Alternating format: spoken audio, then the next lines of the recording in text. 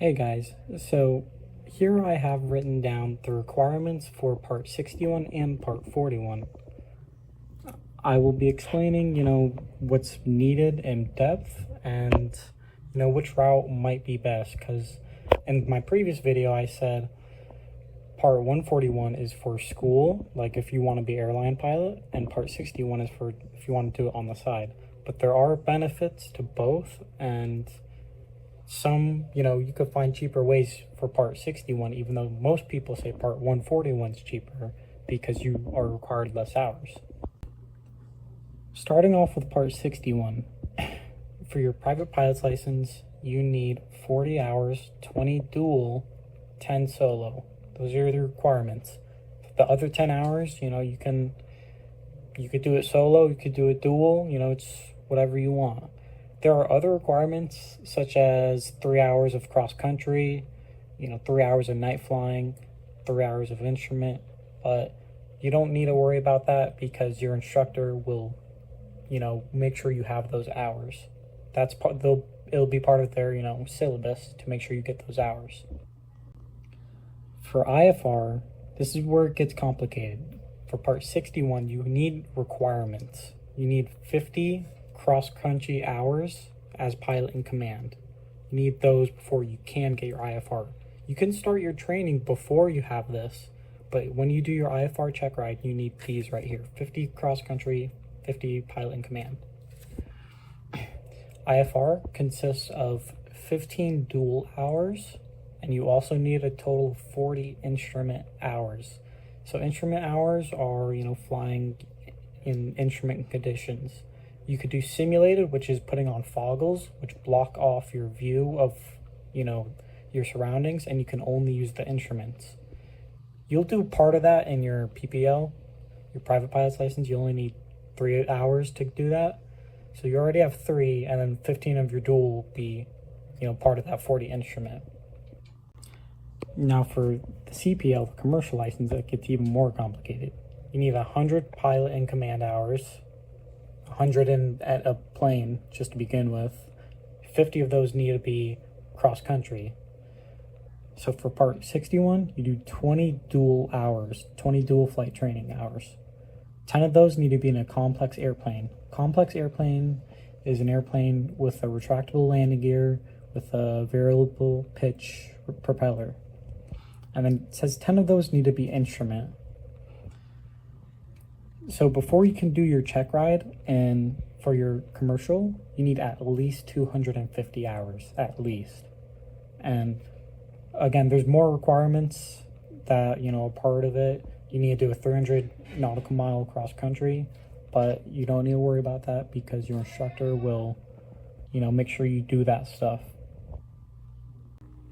Now on to part 141. This is where it actually gets easy because it's set up simply.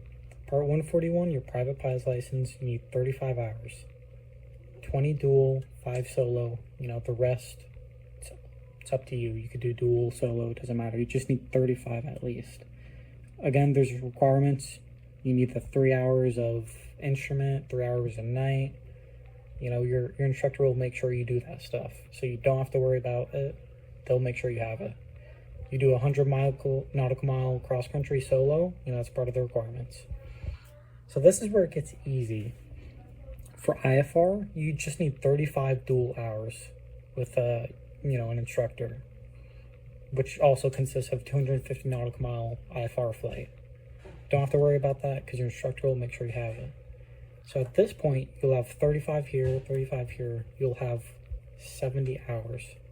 Part of your CPL is, well, to go back, you don't need any, minimums here. You don't need 50 hours of the cross country or pilot in command from part 61.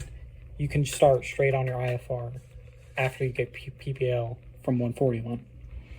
And then after you have your 70 hours here from both IFR and PPL, you go on to your CPL, commercial license. You'll do 120 hours, 55 are dual, and the other 65, they could be solo, they could be dual, it's up to you. But this is where it's interesting. At this point, you get your commercial license at 190 hours. You don't need the 250 hour requirement up here from Part 61.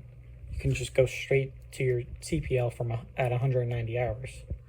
That's why some people say Part 141 is cheaper, because you can get it at 190 hours. But this is where, you can go around the system a little.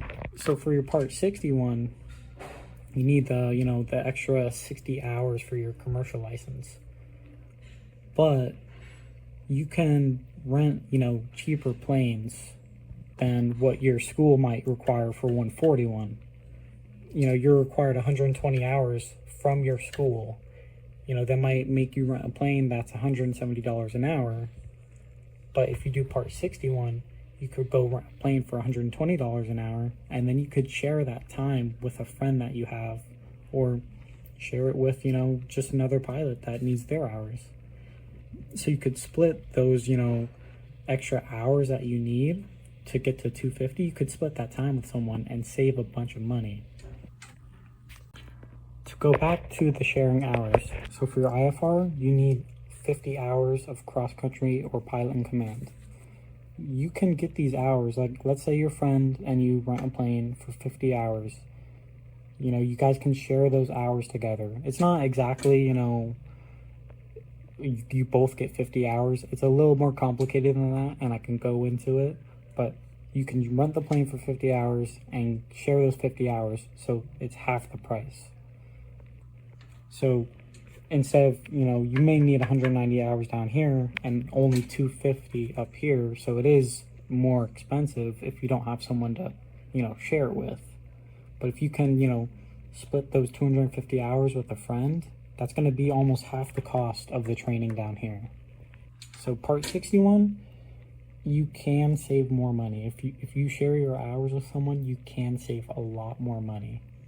But if you have no one to share it with, or you don't want to share it and you do Part 141, you can get your commercial license faster and in less time.